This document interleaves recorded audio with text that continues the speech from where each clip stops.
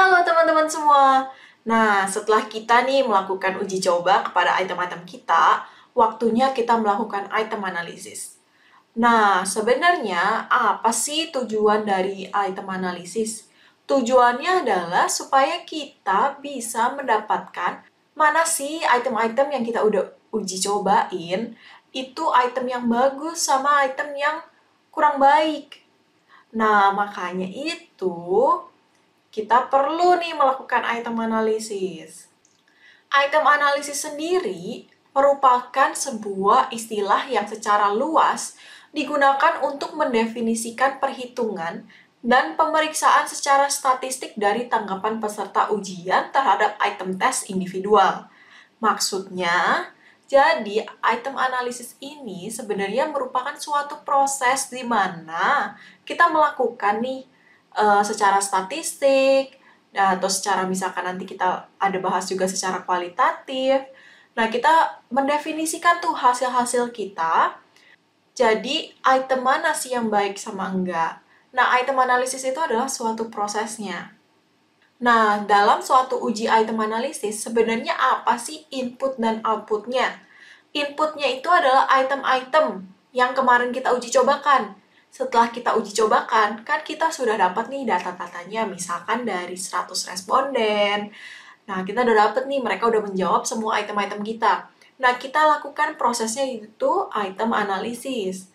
Nah, outputnya apa? Yang tadi, yaitu sebuah keputusan. Keputusan yang seperti apa sih? Keputusan di mana item tersebut bisa digunakan, atau perlu direvisi, atau item tersebut tidak dapat digunakan.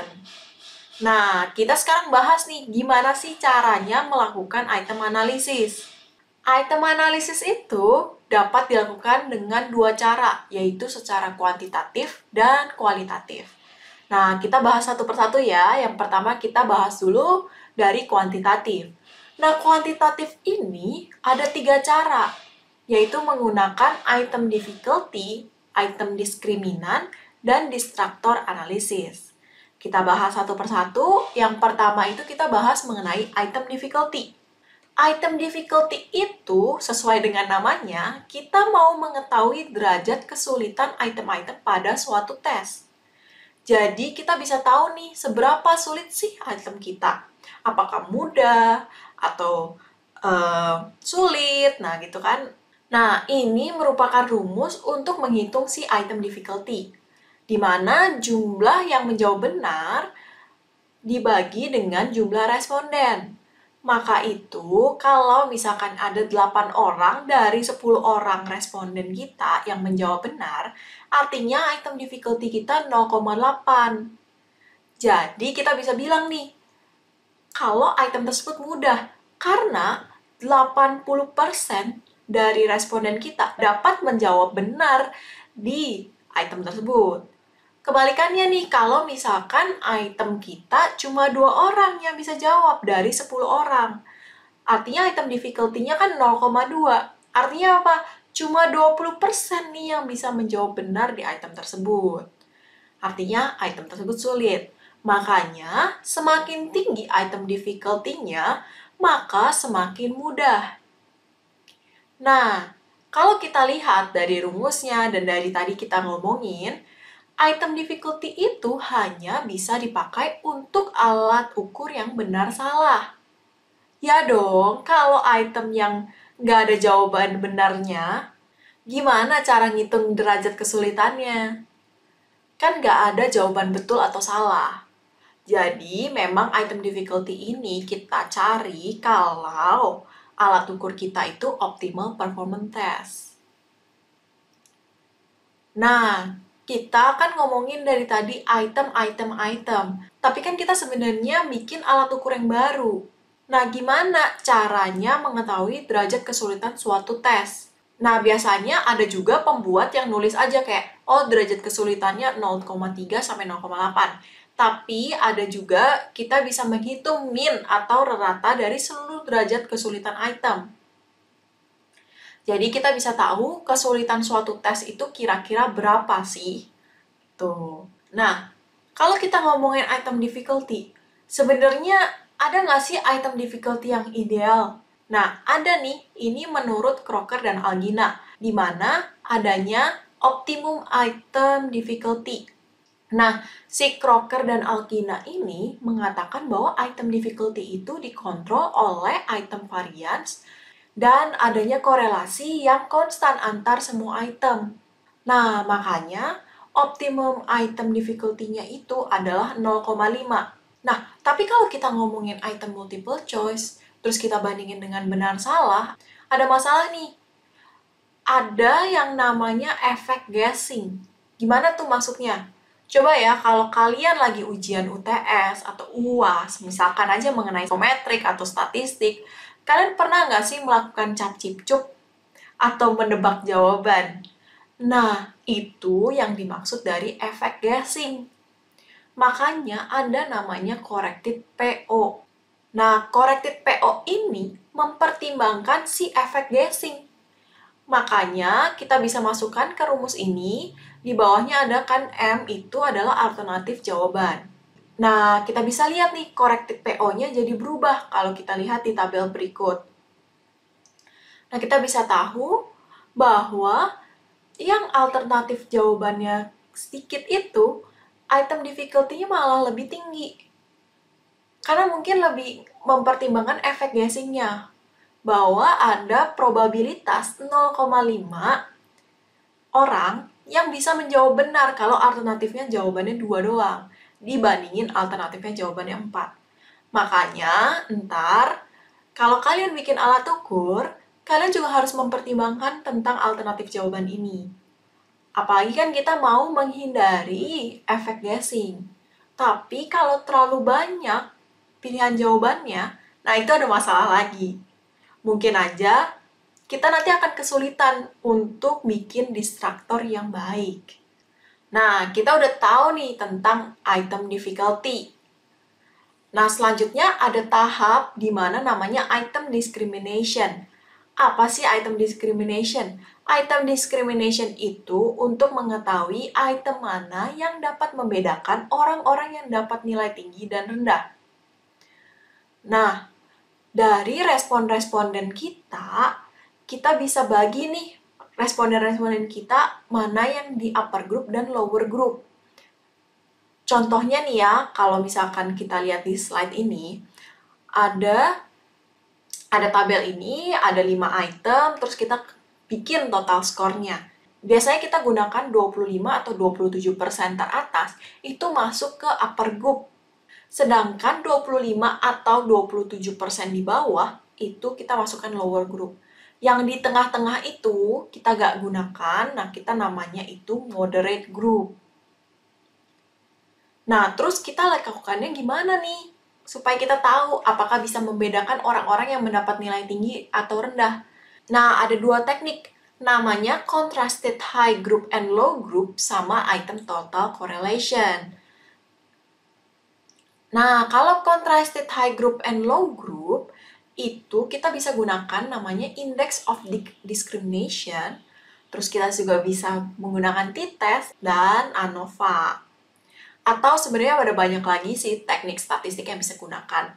Tapi biasanya kita menggunakan ini nih. Nah, kita bahas satu-satu. Nah, index of discrimination ini adalah atau kita sebut sebagai D-index.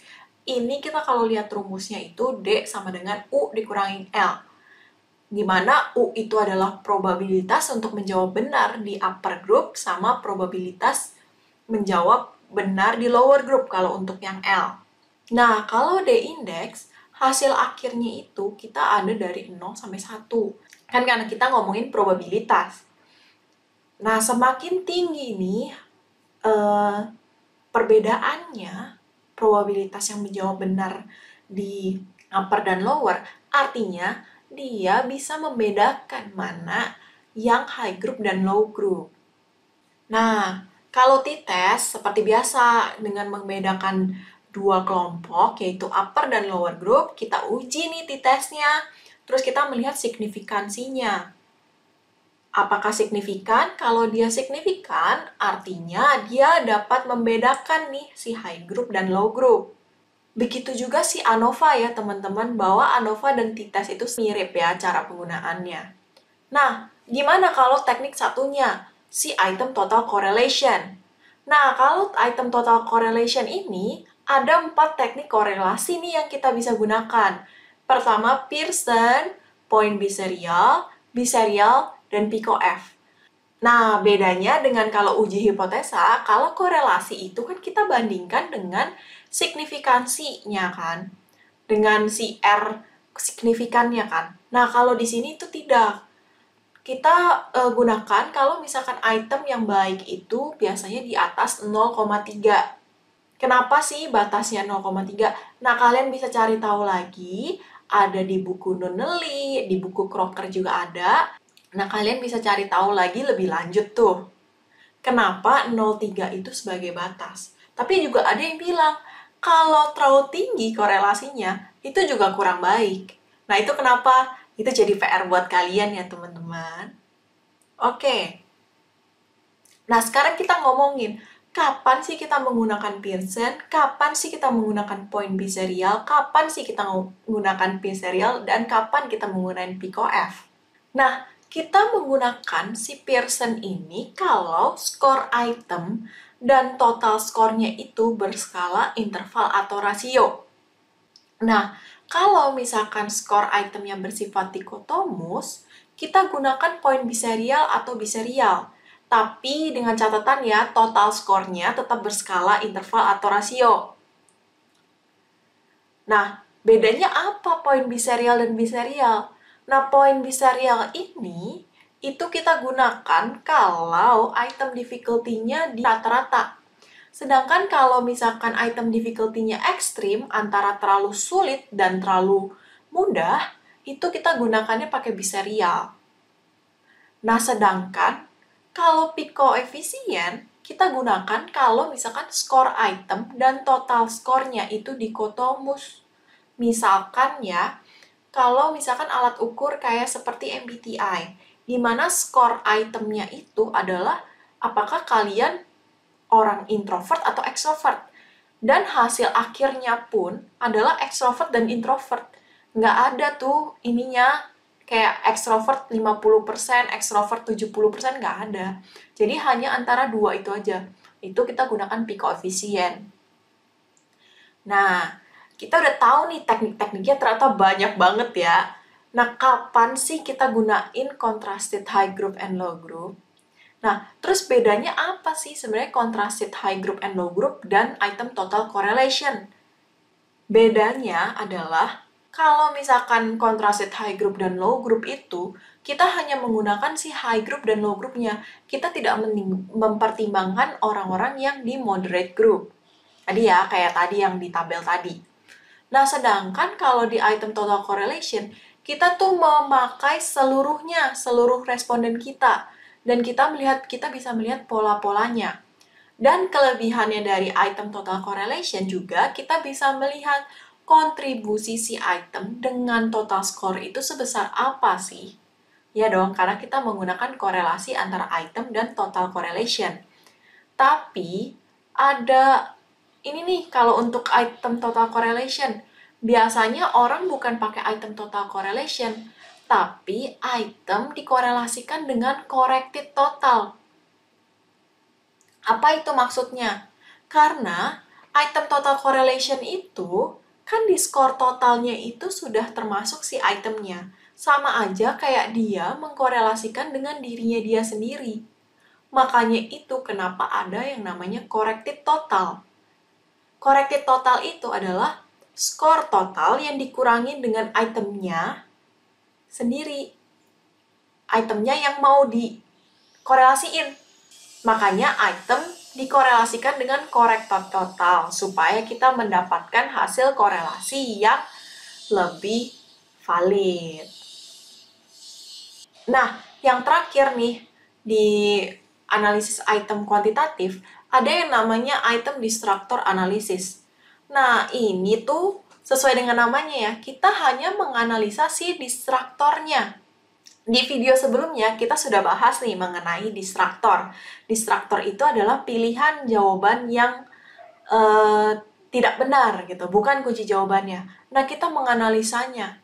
Nah, kalau misalkan kita lihat di contohnya ini nih, yang dibintangin itu adalah kunci jawaban. Nah, kita menganalisa si pilihan jawaban B, C, D, E, F. Jadi tujuannya adalah untuk melihat apakah alternatif jawaban ini mencolok atau tidak, atau misalkan sudah baik, atau misalkan kurang baik gitu. Nah, kapan digunakan? Pastinya kalau untuk item-item yang pilihan ganda saja, teman-teman. Nah, keputusannya yang dibuat adalah distrukturnya baik atau tidak, atau perlu direvisi atau tidak. Nah, kita udah ngomongin nih panjang lebar mengenai item analisis yang secara kuantitatif. Gimana caranya kalau yang kualitatif ya? Nah, yang kualitatif ini kita bisa bagi menjadi lebih banyak lagi sebenarnya teman-teman. Tapi kalau yang di sini kita hanya bahas ada 3, yaitu ada think aloud, test administration, terus expert panel, sama wawancara. Dan ini ada banyak lagi sebenarnya yang kita bisa pakai. Nah, maksudnya think aloud itu gimana sih? Jadi, setelah si test takernya ini, responden uji coba kita ini, itu udah mengisi alat ukur kita, nah kita tanya ini ke mereka, apakah ada pernyataan yang kurang jelas, apakah instruksinya sudah jelas, atau enggak. Nah, seperti itu tuh. Kita lebih ke arah hal-hal yang instruksinya, atau misalkan kalau kita pakai item scale, pernyataannya itu sudah baik belum nih bahasanya. Kalau misalkan kita pakai yang optimal performance test, kita bisa tanya juga apakah pertanyaan-pertanyaan ini sudah jelas atau nggak jelas, di mana sih ini yang nggak jelasnya. Nah, seperti itu tuh. Think aloud ini kita bisa tambahin di bawah alat ukur kita. Jadi ada pertanyaan, ada sekitar 3-5 pertanyaan. Nah, selanjutnya kalau expert panels. Expert panels ini, jadi kita setelah kita bikin alat ukur, kita kasih dulu nih ke expert-expert di bidangnya. Misalkan kita minta tolong ke dosen kita nih, Bapak atau Ibu minta tolong dong, ini apakah sudah baik nih instruksinya, apakah ada yang perlu diperjelas lagi, pertanyaan-pertanyaannya sudah sesuai atau belum. Nah, seperti itu tuh. Nah, kalau wawancara, ini sebenarnya kurang lebih sama ya, sama think aloud. Cuma kalau wawancara, kita bisa lebih banyak lagi dapatnya. Karena kan kita bisa ngeliat, misalkan item yang sulit tuh menurut Anda yang mana ya? Yang ini nih, kenapa sulitnya? Oh iya, karena begini. Karena saya salah nih, karena saya nggak ngerti kalau misalkan gini.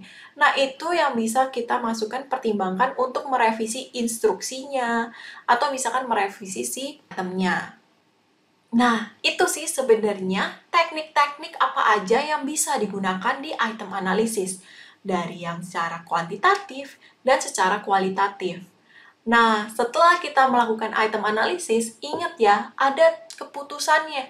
Apakah keputusan item kita itu baik atau perlu direvisi, atau nggak bisa nih dimasukkan ke alat ukur kita. Nah, setelah kita tahu ini, apa sih yang akan kita lakukan selanjutnya? Nah, kita tunggu di video selanjutnya. Dadah!